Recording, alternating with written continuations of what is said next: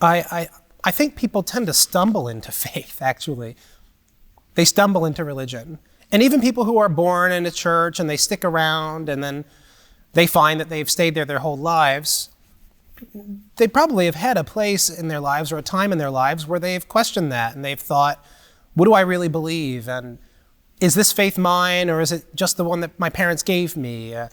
Is it mine, or is it just where I happen to be? Well, I'm one who believes in providence. I believe that the Lord is reaching out and trying to connect with people wherever they are. And so use that. Where are you? What do you believe? That's your faith. Do you stick to it? If so, that's your religion.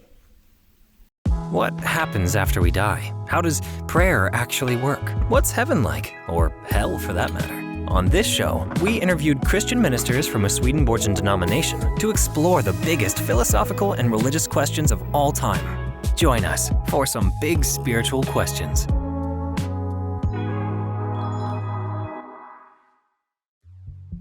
What is the right religion for you is a big question. Philosophically, this is a big problem with epistemology of where does the truth come from. And when you have as an epistemological foundation the thing that is being proven, right? For example, the Bible says it's true, so we know the Bible's true. That's philosophically a problem, right?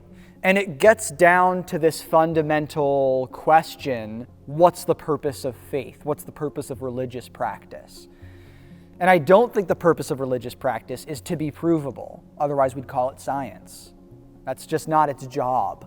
I think the purpose of religious practice, the purpose of faith, is to always ask us to look deeper, always ask us to ask why. Anyone who's searching, who's seeking for a faith, a system of belief, I think they really do need to start with themselves, looking at how do they already hold justice? How do they believe that works? What do they believe about their neighbors, the people who are around them, and who we are to each other? We already actually have answers to these questions. If we're looking for community around that, that's when I think we start to find value in particular faiths or churches. The searching in itself is that first step. Where do you go from there? Well, a lot of it, honestly, in my experience, is made by the connections that we make with people who are already in certain communities. Figuring out what their values are. Do they jive with ours? Do they connect with us in a way that feel authentic and like we want more of that? There's something really powerful about New Church teaching that holds that there is good in all religions, that the Lord is reaching out to us through every possible avenue, through every possible group of people. Where 2 or 3 are gathered together in His name, He's there in the midst of them. Well, what is His name? It's His qualities. And what are His qualities? They are love to others. They are service. They are compassion. They are care. Well, clearly the best religion is whatever I happen to believe in. It's just listen to me and I'll tell you what you should believe. Problem solved. Actually, lots of people have recommended that approach.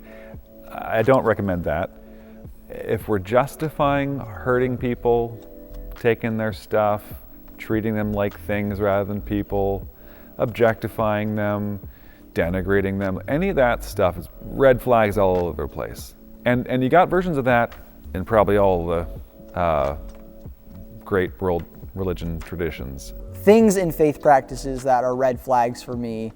The big one is a faith practice that promotes obedience over clear thinking. That seems pretty suspicious to me. The New Church is big into entering with your understanding into faith. Bring your understanding to faith. Grapple with it. It should make sense to you. Not necessarily right away, but you should be grappling with it until it makes sense. And that grappling is part of the journey. That grappling is important. That doubt is part of your process. At least it is for me.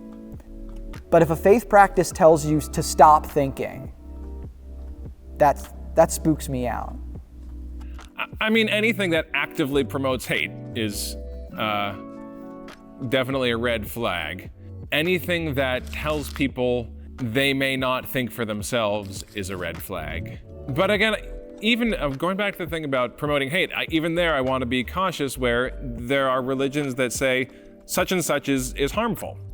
And you can either take that in a hateful way to say, okay, if the such and such is harmful, then everyone who acts in that certain way, everyone who eats meat is evil. Let's say you found a religion that says it is harmful to eat meat.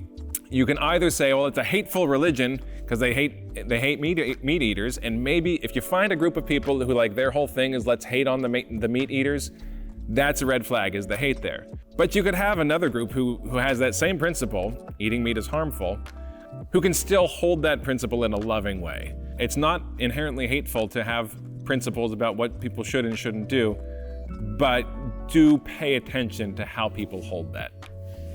It's interesting because I think as a pastor, my job isn't to actually be a salesperson. It's not to say, New Church Live is a church for you, because it might not be. I mean, some people, they don't like our music or my preaching style doesn't work for them, and that's fine. If a church has this feeling of a club, if this church has a feeling of like, look, you get to be a special member here that no one else, has sort of a secret knowledge and a secret handshake and a secret this and a secret that, I'd be really careful about that. And you can find those churches, and I think people can be very happy in those churches, but that's not what a church is about. A church is not about a gathering of people that look in. As Dietrich Bonhoeffer famously said, and it's a brilliant line, those people who fall in love with community will kill it. And what he was talking about was in love just with their community. And if you're inward looking like that, eventually it will start to tear itself apart, because that's not what it's all about. It's about going to the center, saying, we're going to commit to loving God and the person right in front of me, loving God, loving the neighbor, 2 key Christian rules right there, and then looking outward from that place to other people. Other people will see it, and this is where it's kind of that inward looking thing, is a pyramid where there's a pastor at top, where there's somebody who knows, somebody who's kind of set apart. So all the information comes down from that person. I'm super, super leery of that. And it's deadly. It just is not the kind of world that Jesus was asking for.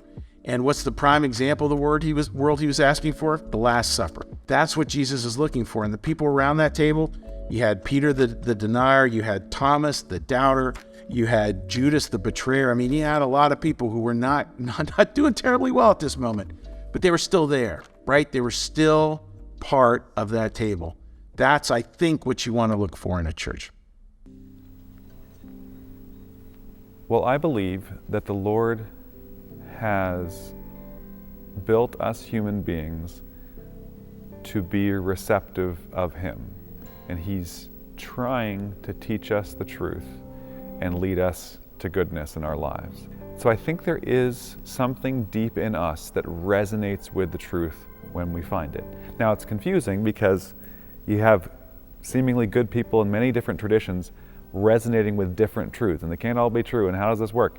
And as an individual, it's hard too, because am I resonating with the deep truth, or am I just doing confirmation bias of the stuff that I selfishly want to be true? I don't know, you gotta feel it out, man.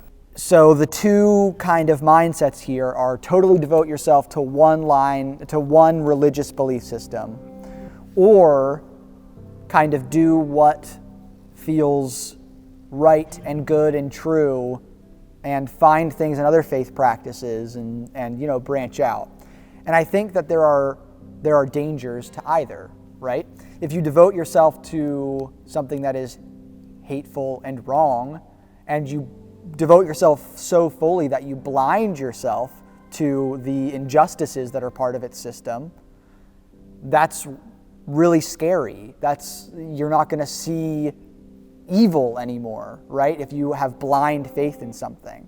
But if you just say, I'll pick and choose, then you can fall into, well, I'm going to make whatever is easy for me what's right. I'm going to make whatever is convenient for me today what's right. And there's a lack of outside accountability in that structure. At least for me, I found a happy middle ground where I am devoted to a faith practice. I love the new church. I love the teachings of the new church. And that doesn't mean that there aren't ideas or different lenses to see things through in other faith practices that I really love. I remember talking to a couple of Muslim guys and just talking about our faith. And there were things they said that blew my mind, that opened my eyes. And I thought, wow, I've never seen it like that before. I've never seen God like that before. I've never seen my devotion to my life like that before, or whatever.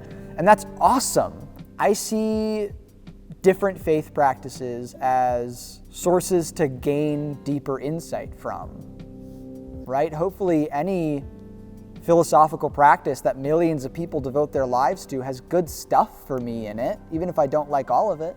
So for me, I found a middle ground between, I have a faith practice that gives me some accountability, that I can say, my belief in God says that I could have handled that situation better.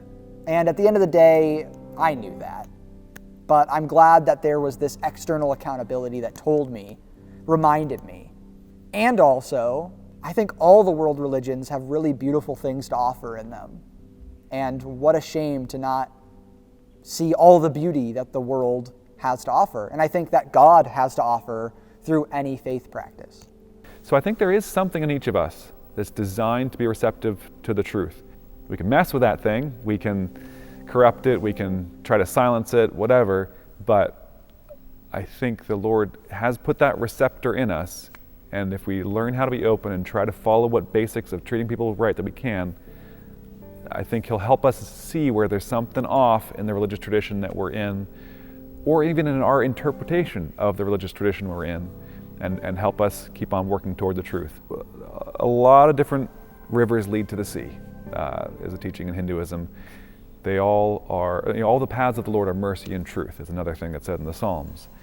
So if we're on the path of truth, on the path of mercy, I think we'll gradually find our way there and then have more clarity after death, including us New Church people who might think we understand things well, but still, we're still only understanding a drop in the ocean.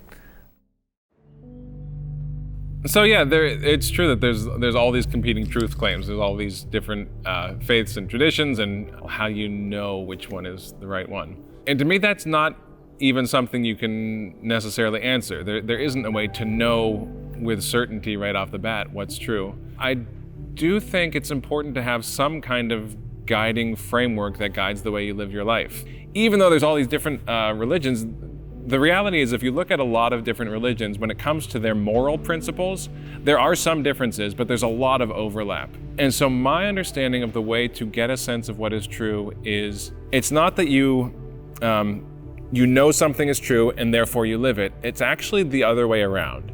You find something, and maybe it's the faith you were raised in, and you try to actually live by those teachings in it.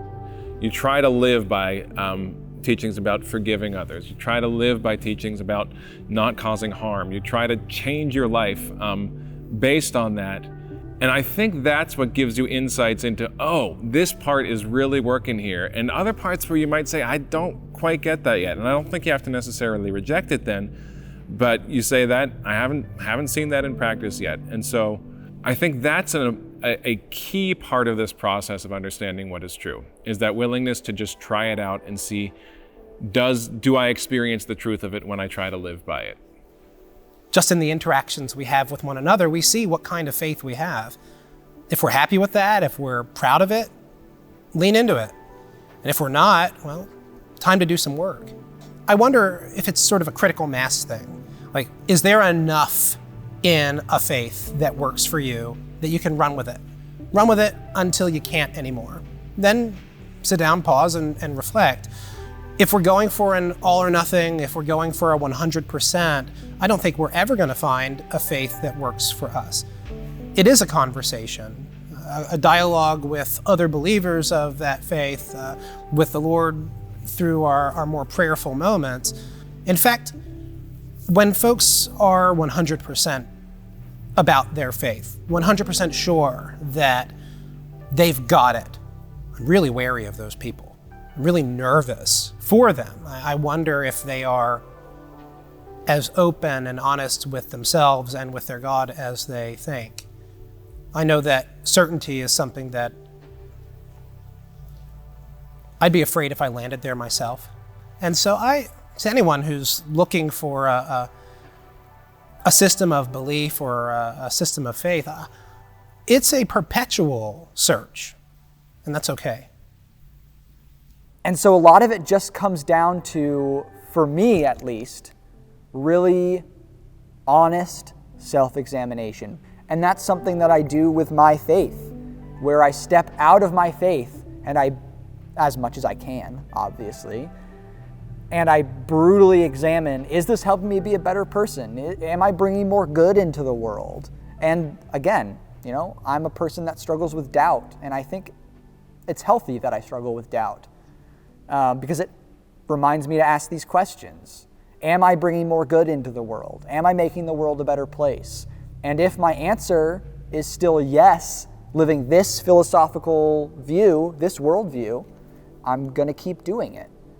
We don't always get to a full understanding of truth just by thinking a bunch of thoughts and reading and discussing. That's important and that's useful, but the real thing that's going to make it so that we can have some confidence that what we're following or believing in is actually based in reality is by living those teachings in reality. So take some of the stuff that you find in lots of world religions, like the Ten Commandments, humility before God, treating other people as you want to be treated, those kinds of principles, live those out. Or if you have experience not living those out and the pain that comes from it, you can learn from that experience, oh, I think there's truth in this thing. And so I think that's would be my recommendation to someone really wrestling with which religion.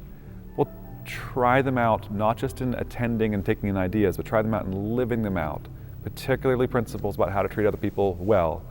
I think you'll find your way much more usefully through that. So, what do you think? Comment your thoughts below or click on the link in the description to go to our website and contact us directly. If you want to support us, likes, comments, and subscriptions, as you know, are perfect. This show, just so you know, is produced by the General Church of the New Jerusalem, a branch of Swedenborgianism commonly known as the New Church. Our religion holds the Bible sacred and uses the writings of Emanuel Swedenborg to help distill its stories and parables beyond the literal scripture. If you're curious, no pressure, the link's in our description. Or, just watch more videos.